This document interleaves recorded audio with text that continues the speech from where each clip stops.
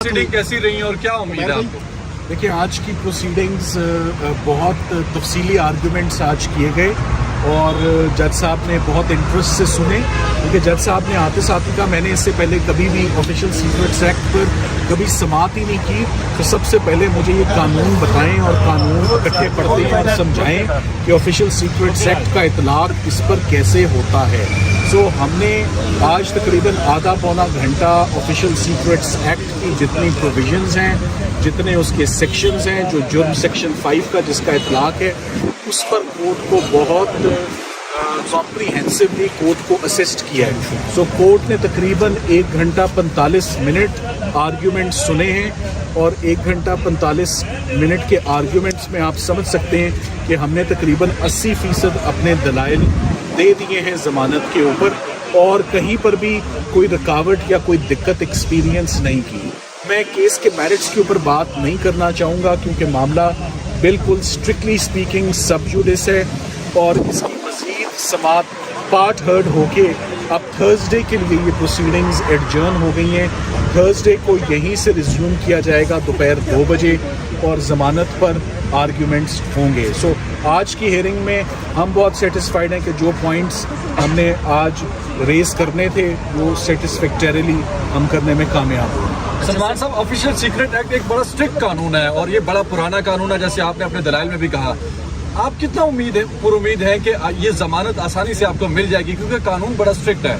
देखिए, जिस केस में 3 प्रोसिक्यूटर्स अपॉइंट हुए हों, इसका मतलब यही है कि बहुत कुछ संभालने की ज़रूरत है। जिस केस को ओपनली ना ट्राई किया जा रहा हो और जेल के अंदर जो उसका सीक्रेट प्रोसीडिंग्स चल रही हों, ये बेस्ट इंडिकेटर्स हैं कि ये केस खोखला है। जिस केस में रिमांड ना दिया जाए, इससे पहले कभी कोई प्राइम मिनिस्टर, कभी कोई फॉरेन मिनिस्टर, ये foreign qualified seasoned experienced foreign minister हैं पाकिस्तान के, शाह महमूद कुरैशी साहब की तरफ मेरा इशारा है, तो इससे पहले कभी ऐसा हुआ नहीं। और सारे का सारा जो कानून है वो है एनिमी स्टेट के साथ ताउन करने पे। यहाँ पर ये कानून जो है दुश्मन मुल्क के लिए इसको रिजर्व किया गया है, आर्म्ड फोर्सेस की प्रोसिक्यूशन के लिए, मगर यहाँ पर इसको पॉलिटिकल एनिमीज इसका गलत इस्तेमाल कर रहे हैं और एक सियासी इंतकाम लिया जा रहा है, जो कि बड़ी वाज़ेह और ये बात अब सब पे यहाँ है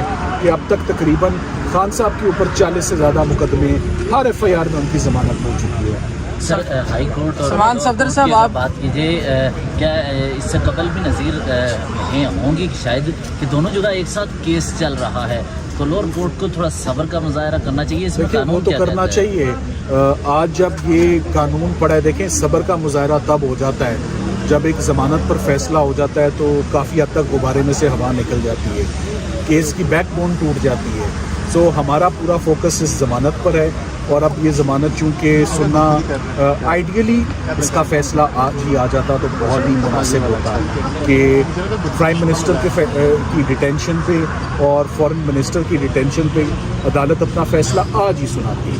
मगर अब हम जज साहब ने अगर आज मुनासिब समझा कि आज इतने ही आर्ग्यूमेंट्स काफ़ी हैं, चूँकि वो सुबह मैं ज़रूर कहूँगा 9 बजे से काम कर रहे होते हैं, 4 बजे तक केस सुनना, ये एग्जॉस्ट होना एक नेचुरल फिनोमेना है।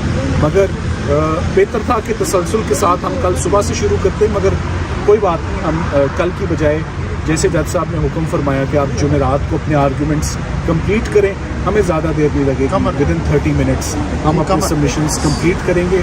समाप्त करके आप अपना सवाल पूछें। जी, सलमान सफदर साहब, आप टीम के हेड हैं और इमरान खान साहब की 9 केसेस में ज़मानतें हो चुकी हैं। 2 केसेस ऐसे हैं, नैब के तोशा खाना और जो अलकादर ट्रस्ट केस है, उसमें ज़मानत 10 अगस्त से खारिज होने के बाद अभी कुछ पिछले दिनों में अप्लाई की गई। इतना अरसा दरख्वास्त अप्लाई ज़मानत ना करने के पीछे क्या हिकमत अमली? इसके ऊपर बहुत तनकीद हो रही है, क्योंकि साइफर में अगर ज़मानत देर से मिलती है या नहीं मिलती तो उन केसेस में गिरफ्तारी का खदशा भरपूर है इस वक्त। देखिए, वो केसेस जो 2 केसेस हैं वो मैं हैंडल नहीं कर रहा। मेरे लिए ह्यूमनली पॉसिबल भी नहीं है कि मैं इतने सारे मुकदमात में मैं अकेला पेश हूँ। लाहौर भी केसेस हैं, मुख्तलिफ शहरों में भी हैं, इस्लामाबाद में भी एक अंबार लगा हुआ है केसेस का।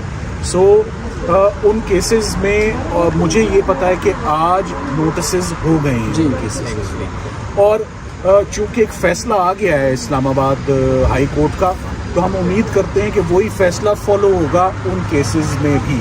پہلے فائل ہو جاتی تو مناسب تھا، بہتر تھا، مگر ابھی بھی وہ آ گئی ہیں تو ان کے نوٹسز چونکہ ہو چکے ہیں، وہ کیسز بھی میرٹس پر ہی ڈیسائیڈ ہوں گے.